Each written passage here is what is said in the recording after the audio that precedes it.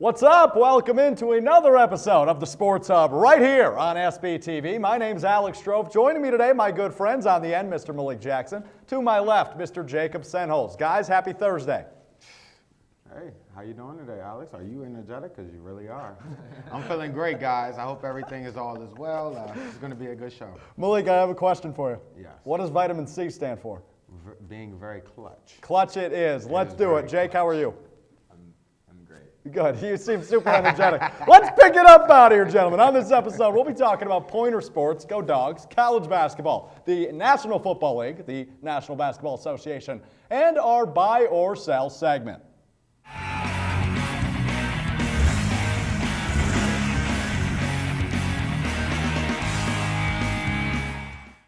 Welcome back. The number one ranked Pointers men's hockey team defeated the 9th ranked UW Eau Claire Blue Golds 3-2 on Saturday to win their third straight WIAC Commissioner's Cup. The Pointers got on the board first with a power play goal from sophomore Steven Quagliata just over 9.5 minutes into the game. However, the Blue Golds tied up the game at 1 with just over 6.5 minutes left in the first period. The Pointers then responded back late in the first with another power play goal, but this time from sophomore Carter Rue, giving the Pointers a 2-1 lead heading in to the first intermission. The Blue Golds tied it up in the second, just over 4 minutes into the second. The score stayed the same until the 13:24 mark in the third period when junior Danny Corrali scored the game winner for the Pointers. Goaltender Connor Rickman made 27 saves in the victory. That's a lot. The win extended UWSP's unbeaten streak to 28 straight games, tying the school record. The Pointers received a first-round bye in the NCAA tournament and will either host St. Norbert College or Augsburg University in a NCAA quarterfinal game next Saturday. So guys, Jake, I'm looking at you. Who's the better matchup for the Pointers? Between Augsburg and St. Norbert, or is it really just luck of the draw, play your game, and whatever happens, happens? Yeah, I think at this point it's really going to be a horse apiece between those two teams. Both have been in the top 10, floated in and out throughout the course of the season. Obviously, last year, St. Norbert's were national champions, correct? Or at least played in the national championship. So that team, they lost a lot of seniors, so they returned a little bit weaker of a squad than the Pointers did. However, obviously still a fantastic hockey team. For me, it doesn't really matter if you're the Pointers. You're going to face whoever you face, and you're going to play the same type of game. As far as that game on you were there, Saturday, our resident hockey expert. Fantastic. I was also at the last regular season game down in Eau Claire when the Pointers controlled the whole game, won 7-1. This game was not that at all, guys. It was back and forth all the way, tied 2-2. Fantastic defensive battle. Eau Claire's goalies really stepped up. They looked pretty terrible the last time the Pointers saw them. They looked fantastic in this game, as did Connor Rickman, so it was a real goaltending battle. And then the Pointers were able to get one with about 10 minutes left in the third period, which would ultimately win the game. I do want to comment, Steven Quagliata, he's got a heck of a shot, man. And he's only a sophomore. He's going to be a staple of this defense for a long, long time. If you watch him in warm-ups, and if you watch the power play that they run, everything tries to go through him up top because he's got a rocket. Well, we mentioned 3 names. Carter Rue is sophomore, Connor Rickman a freshman, and Quagliata a sophomore. Obviously, the future's still bright, and this team hasn't lost a game yet this year. Malik, I want to toss it over to you. Just touch on what this team has done this season. I mean, it's so impressive to just be on the same mark and set the same mark that is an all-time record here for the University of Wisconsin-Stevens Point with 28 wins in a row. I mean, this is just immaculate. It's really, really impressive when you talk about hockey, because hockey is a sport that's very, very rigorous, and it's very hard to continuously put up these type of numbers consistently. So just give credit where credit is due with this Pointers team. Well, I also want to throw out there Connor Rickman, Player of the Year in the WIAC, and this team also had 5 all-conference players on top of that. But Connor Rickman, to earn Player of the Year as a goaltender, I mean, that's just fantastic. And I believe Rickman is a sophomore this year. He was Max's backup last year, ended up playing a decent amount towards the end of the season when Max had that nagging leg injury. But either way, he's going to be around for a while yet. I was close. He's got time left anyway. First undefeated regular season for the Pointers men's hockey team in history, and it's just moving onward and very, very well. Moving to the hardwood now, the Pointers men's basketball team lost UW-Platteville 70-57 in the WIAC championship game on February 23rd, a few weeks back. After winning their first 2 games in the tournament relatively easy, including a win over number 1 UW-Oshkosh, the defending conference champion Pointers came into the championship game with a lot of confidence, rightfully so. The Pointers and the Pioneers battled back and forth a lot in the first half, with the biggest lead only being 5 points, multiple times in favor of the Pioneers. The Pointers went into halftime only trailing the Pioneers by 3 points. The Pointers came out of halftime struggling, which allowed the Pioneers to increase their lead to 9 points just over 2.5 minutes into the second half. However, the Pointers battled to tie the game up at 55 with just over 4 minutes left in the game. UWSP, however, struggled to score late, only scoring 2 points for the rest of the game and ultimately losing. Junior Ethan Bublitz led the Pointers in scoring with 15, but 13 of those points were scored in the first half. The Pointers failed to get an at-large bid in the NCAA tournament. They finished their season with an 18-9 overall record. So guys, do you consider this season a success for the Pointers, given that 4 of their 5 starters this year were seniors? I would say it's a success. Obviously, you want the ultimate goal at the end of the season is to make that NCAA tournament. They had a really nice run in the WIAC tournament, though, and kind of surprised everybody by going out and beating Oshkosh in the fashion that they did. Would have been really nice, and I don't think that there would have been any way to deny them that at-large bid if they would have gone on to win in the WIAC championship game. However, this team led the conference in a lot of categories this year, including defensive turnovers as well as free throw shooting. Right. So there's a lot of stuff to take from this season and say, yeah, that was a good season. Unfortunately, not many of the guys who were in the starting lineup are going to be returning next year, so you're kind of going to be starting over. Not completely, but you're going to be starting. You've got Bublitz, luckily, who will be a gray shirt senior after the injury last year, and obviously he's solid. Blake Erkey finished the season with 2 double-doubles in 3 games. So they have some promise, but Malik, I want to toss it over to you. Yeah, they definitely have some upside. I definitely think that the season was not a failure in any type of extent. I mean, they went 18-9. That's an impressive record. Yeah, they took a little bit of blows earlier on in the season, but at the end of the season, they really started to improve, started to find their niche. Yeah. And then when you get to the WIAC tournament, you really saw them actually come to form. They had that big blowout win against the Blue Goats of Enclair. And then they followed that up with a win over number 1 Oshkosh. Oshkosh team. So when you talk about that and you having the 4 out of 5 seniors being gone, except for Bublitz, of course, and he's very, very spectacular. Has a beautiful shot, and he knows how to dribble the basketball and penetrate and go to the lane. So when you have that coming back, I really think that it's a strong vocal point going into the future for this Pointers team. Yeah, we'll see. I want to answer the question briefly. I'm going to say, no, it wasn't a failure, but no, it wasn't an ultimate success, if you will. With the talent this team has and the run they came off of last year, Sweet 16 run, and only losing 1 starter, they probably should have gotten there. And some could make the case that the committee did not favor them as UW lacrosse got in, but nonetheless, we'll leave it there. Sure. Moving from the court to the diamond now, the Pointers women's softball team got their season started this past weekend with a pair of doubleheaders, one against Bethel University on Sunday and one against Hamlin University on Monday. In the first game of the Bethel doubleheader, the Pointers took the early lead at the top of the second inning with 2 runs. However, the Royals scored 10 unanswered runs to win the first game of the opening day doubleheader, 10-2. In Game 2, the Pointers got on the board first, once again with 2 runs in the bottom of the first inning, but fell behind 7-4 heading into the bottom of the 7th inning. The Pointers rallied to cut the lead down to 1 run, but couldn't complete the comeback, falling 7-6. The Pointers then took on the Hamlin Pipers in a doubleheader the following day. In Game 1, the Pointers fell behind 7-0 early and never recovered, losing to the Pipers 9-4. In Game 2, the Pointers once again fell behind early, but were unable to complete the comeback, losing to the Pipers 7-4. The Pointers' record sits at 0 wins and 4 losses. So, guys, what do you take away? I mean, obviously, a stiff competition, or a weekend rather, filled with stiff competition and 2 pairs of losses. Obviously, not an ideal start. What can they learn from this?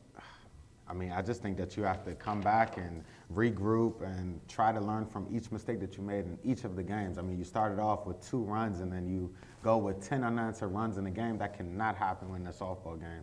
That's just undisciplined, and that's things that they just have to touch on. And I think that the only way that they can grow from this, Alex, is to understand those losses and understand those slacks that they had in their game and just improve on it and move forward throughout the season, because it's a lot of softball to be played.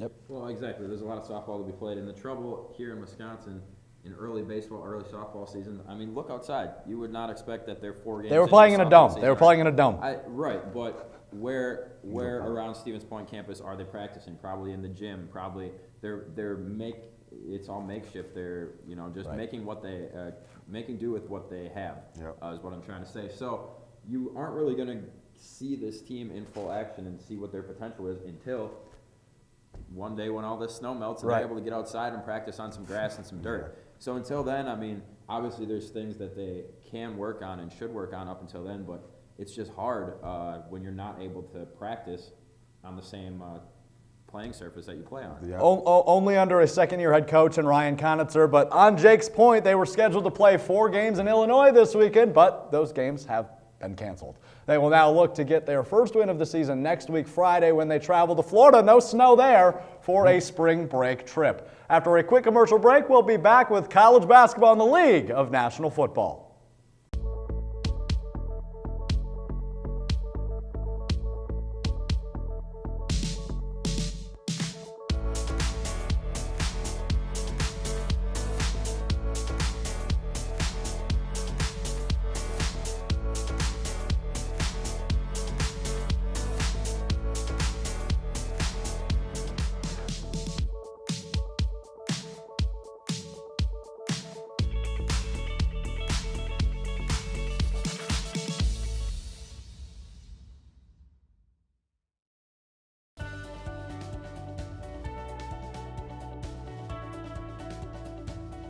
I just wanted to get good grades and to do well. But it also made me realize that I have a lot of career goals. You're there to get a full college experience, not only participate in your sport, but participate in things outside of that. And it's all about growing as a person. My coaches have helped me with figuring out who I really am. Their lives are dedicated for us to succeed.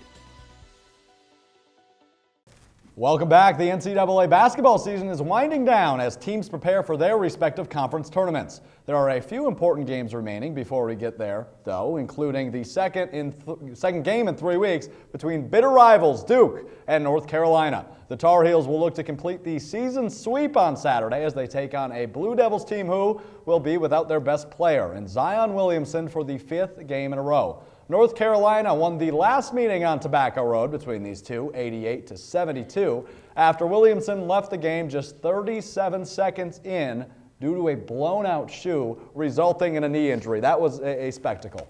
The Badgers look to finish up the season strong and carry that momentum into the Big Ten tournament. They face Iowa tonight at home and then finish up the regular season Sunday on the road against Ohio State. Guys, as far as seeding goes, if UNC beats Duke, you don't see Duke getting a 1 seed, correct? No, I see UNC getting a 1 seed. I can hardly imagine a situation where Duke loses twice to their rival and has questions with their best player coming into the postseason and they still get a number 1 seed. That just doesn't seem possible to me. If they beat Duke and they beat them in convincing fashion, especially without Zion, maybe then you have an argument. You mean if they beat UNC? Excuse me, that's what I mean. Yeah. Okay, gotcha. Yeah, I think Duke gets the 2nd seed. I don't think that they go into. I don't think they win the game this weekend. I think that it's going to be tough. You sounded on the fence last night when we talked about this, though. Yeah, that they should be the 2nd seed. No, you sounded like they should be more. So you're thinking. So if UNC wins, Duke 2 seed, UNC 1 seed? Yeah. I would go with that. Because I guess you have to look at ACC tournament as well, though. I think exactly. that obviously plays into it a little bit as well. That definitely plays into effect, and Zion might be back for the ACC tournament, too.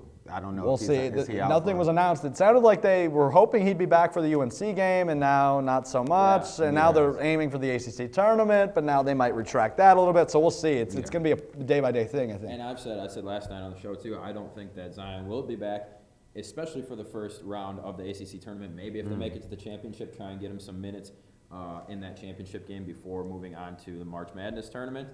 But, I mean, he's so good at basketball. He knows what he's doing. There's really no reason to have him play at all in the ACC tournament if there's still some questions on his health. Yeah, definitely. Don't rush him back at all. I mean, it's Zion. You know that he's going to be one of the best, if not the best in this draft coming up. So Don't force him. Don't force it back on him. And I'm pretty sure Coach K won't do that. Well, and plus, it's always nice to win a conference title, but the ACC title is not what this Duke team is after. They're after bigger and better things. For sure. So if that means no Zion during the ACC tournament, then that's what that means. Bingo. Let's move on quickly just to the Badgers. We mentioned them briefly. I want to ask, what do you guys see happening? Obviously, they're trying to gun for the 4th seed in the Big Ten tournament with a win over Iowa tonight and then again over Ohio State this weekend. They will cement their spot at number 4, which is a pretty solid seeding in the Big Ten tournament. Where do you see them finding themselves in the NCAA tournament as a seed? Well, with a decent showing in the Big Ten, I would say in the Big Ten tournament, I would say there's no way they get any lower than a 6 seed. I agree. With a with a really nice showing, I would say they could get upwards of a 5 seed. Probably not a 4. That might be a stretch. It depends what they do, I guess. Yeah. So you're thinking anywhere from 4 to 6? 4 to 6? 4 to 6 for sure. I would, if I had to pick a number, I would put them in the 5 spot. Okay, Malik? I agree totally. You can with beat that drum as well? Yeah, I'm going with 5 because when you talk about it, like you said, it depends on how they do well. If they do well in the Big Ten tournament, they go up against Purdue, they go up against Michigan, Michigan State. If they have a good games against them and they show the AP poll that they're capable of doing that, then we'll those 3 teams you mentioned are going to be the X factor come tournament time. So we will see. Let's move on to professional sports. Things are getting fun in the National Football League, ladies and gentlemen, as the next wave of potential superstars got to show off their natural abilities and intangibles at the 2019 NFL Combine in Indianapolis over the weekend. From DK Metcalf of Ole Miss showing he's a rare breed as a large wideout to Oklahoma quarterback and Heisman Trophy winner Kyler Murray demanding the spotlight without even participating in a workout. We saw speculation and rumors begin to form and the futures of franchises come to light. Let's start with this. Who are some of the future stars that impressed you guys at the NFL Combine? I know I mentioned 2 names, one that didn't even participate in workouts, and the other who's an absolute freak of nature in Metcalf. Any other names, or even if you want to jump on those 2, that kind of impressed you at the Combine over the weekend? I'm going to start off with, of course, Murray. He didn't take a throw, and when you look at the NFL media and everybody's spotlight, you were just pinpoint with that. Everybody was so focused on Kyler Murray, and he didn't attempt a throw. He didn't throw. He didn't show any type of accuracy, people. He is the real deal. But secondly, Dwayne Haskins of Ohio State, he went through the Combine. He threw some balls. They were so accurate. He's going to be very, very good on the next level. Maybe the Giants might draft him. I think that's where he ends up. Yeah, I think that would be a great fit for him. Saquon Barkley, and OBJ, that would be a good mix with him. I think that he really stood out to me in terms of the Combine. Okay.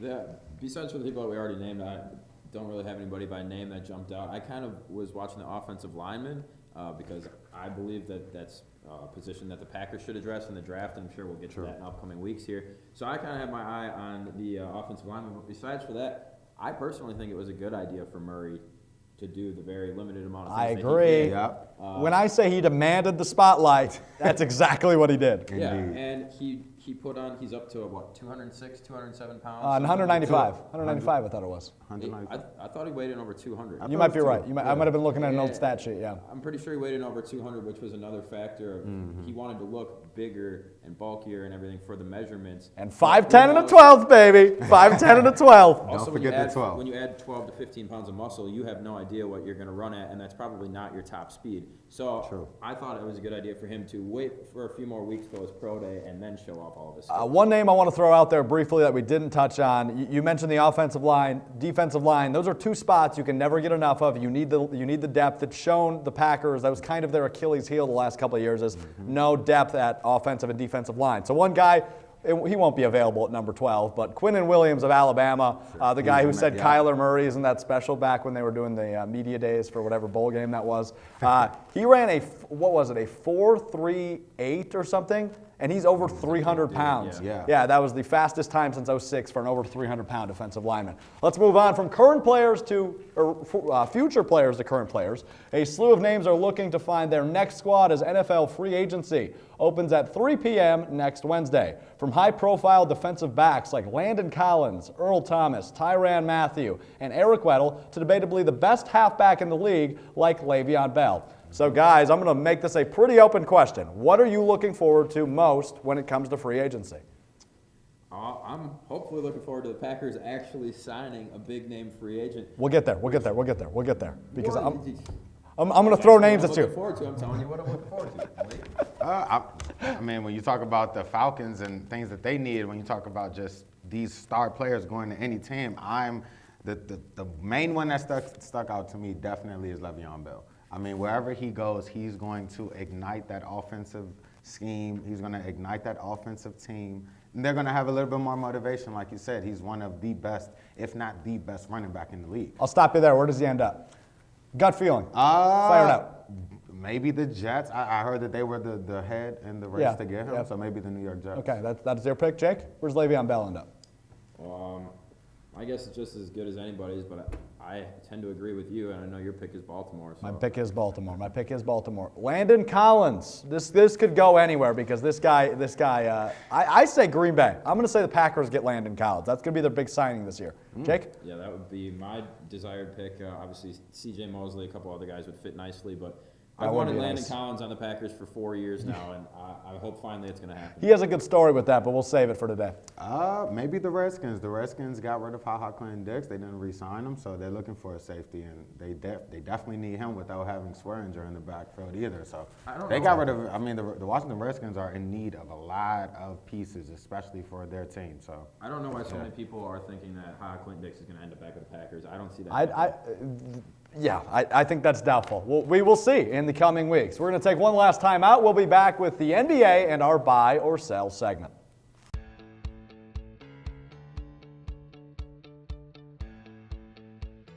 Being a part of the different activities and organizations that I've been a part of, I'm actually able to see myself where I'm like, hey, I actually can make a change. I'm one person that can make a difference. Division III has helped me to develop teamwork skills, critical thinking skills, time management skills. It's not just about basketball or it's not just about school. It's about developing yourself as a person altogether. UW-Stevens Point is home. It's a university where professors know your name and get you involved in research. They inspire us to realize big dreams. At UW-Stevens Point, sustainability is what we stand for. Our beautiful campus encourages exploration, developing new fields, and problem solving for the real world. It's a great place to launch your career. UW-Stevens Point is home. Apply today at uwsp.edu. Welcome back into the Sports Hub. With the NBA season getting to the push for the playoffs, the most notable Milwaukee Bucks lead the league with a 48-16 record. The last game played by the Bucks ended in a loss to the Phoenix Suns, who have the worst record in the Western Conference. Kelly Oubre Jr. led the Suns in scoring with 27 points, while Giannis Antetokounmpo, the Greek freak, led the Bucks with 21 points. Guys, with the Bucks losing to arguably the worst team in the league, is this a wake-up call? What does this say? Is it a fluke? They swept the season series. Not only did they beat them last week, they swept the season series with the Bucks. Is this a telling sign of any? I don't think it's that important, but I want to get your thoughts on it. No, it's nothing. It's nothing to be worried about if you are a Milwaukee Bucks fans. Let's just put that out there right now. The last team that was #1 in the league in 2000 and 2001 was the Los Angeles Lakers, and the worst team in the Western Conference at the time were the Memphis Grizzlies, and they swept them. And what happened to the Los Angeles Lakers that year? They went and they started a dynasty, going on a three-peat to win a championship. 38 points for the Suns in the fourth quarter in this one as well. So. That is, I mean, that's remarkable. They got on a hot streak. They got Devin Booker. They have these young players. They have DeAndre Ayton in the paint. They also have Kelly Oubre, who's been he's been very electric on the Phoenix Suns since he's gotten traded over from the Washington Wizards. So when you just think about those things, you say, yeah, it was a great night for the Phoenix Suns. But it's no worry to me for the Milwaukee Bucks. Yeah, look, you can't win them all, and the Suns, they've only got 14 wins on the season. If you look and run down their wins, the teams that they've won against, there's some top of the league teams in there. So It's probably just something where teams come in against the Suns, they think that it's going to be a night off or whatever the case, or maybe the Suns just play a style of basketball that for some reason is an Achilles heel of really good teams. One of those two options I would think is, or maybe it's somewhere in the middle is the truth, but the Suns could vastly improve with the right pick at the top of this year's draft. Very true. Good stuff. I like the commentary. Now the Milwaukee Bucks will face off at Fiserv Forum in Milwaukee against the Indiana Pacers tonight. We got to talk about LeBron. The Los Angeles Lakers went up against the second-seeded Denver Nuggets last night. History was made, but it was still a loss again for the Lakers. Will Barton led the way for the Nuggets with 23 points, and Gary Harris added in 19 points to snap their 3-game losing streak, while the Lakers lost their 4th in a row.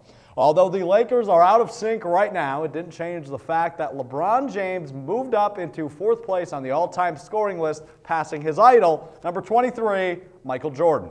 First, we got to talk about it. We have to. What in the world is going on with the Los Angeles Lakers?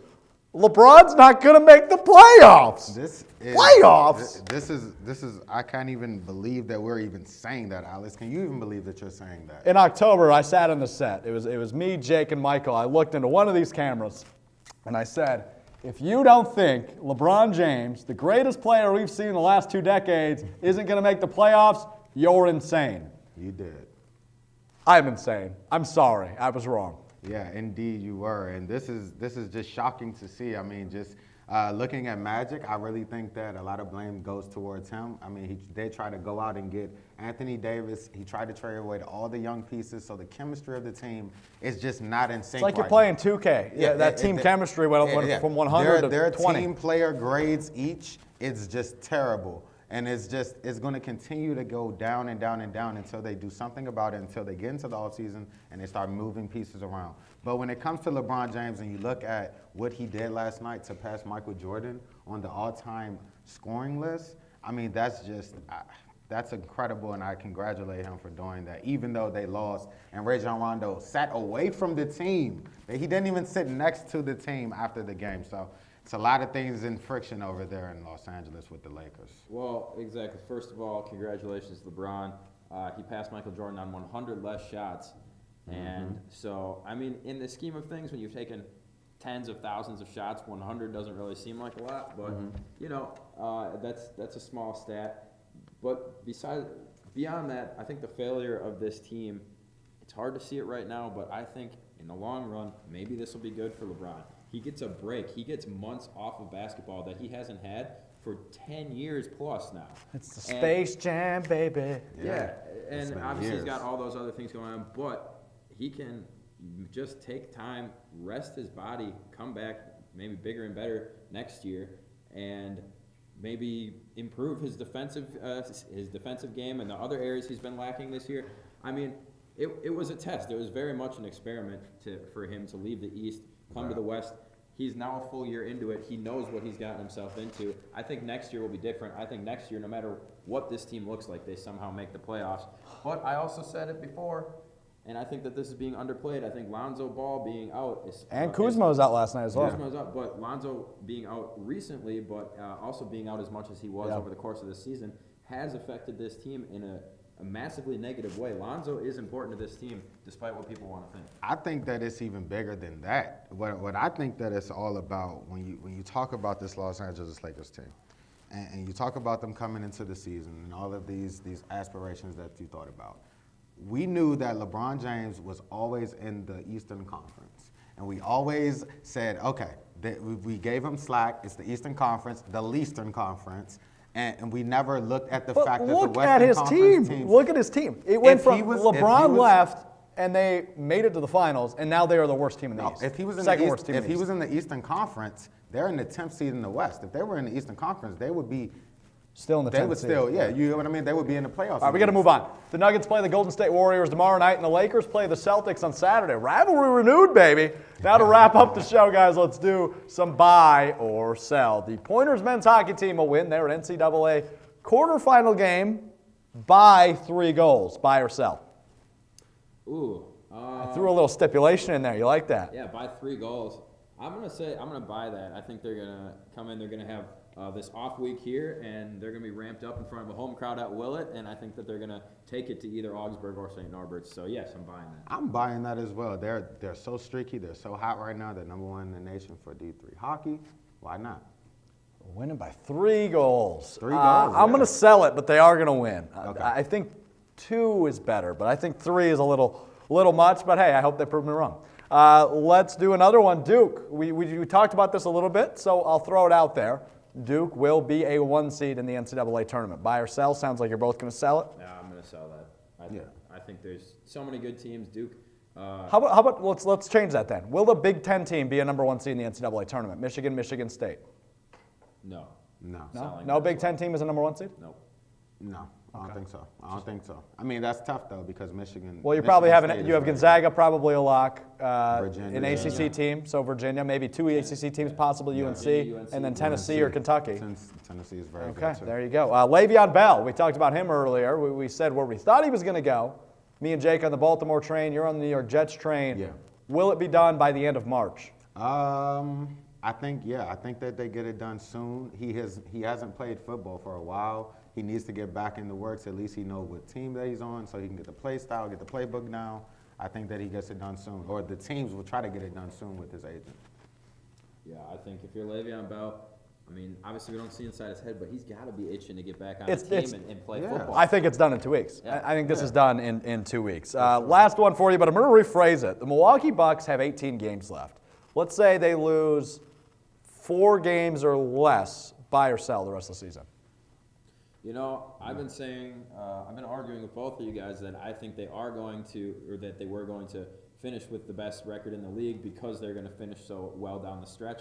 I now think the opposite of that. I think that they might lose a couple games down the stretch that they maybe shouldn't lose. Maybe take a bit of a break and just relax a little bit before playoffs here because they have been going. So you're going to sell that? Season, so I am selling it. So you think it's 5 or more? I think they win. I say I'm going to buy it. I'm going to buy it as well. Yeah, I think. I think 4 or less is a good number. That's all we've got for today on the Hub. I'd like to thank Jake. I'd like to thank Malik for joining me. I'm Alex, and a big thank you to our technical staff. There's a lot of people here today. Otherwise, I'd shout them all out. You guys make this show possible. Mwah, love you all. Check us out on Facebook, SPTV, UWSP Television, on Twitter at SPTV_UWSP. Go to the Pointers Athletic page, athletics.uwsp.edu, for all your athletic information. Thank you for tuning in. We'll see you next week on the Hub.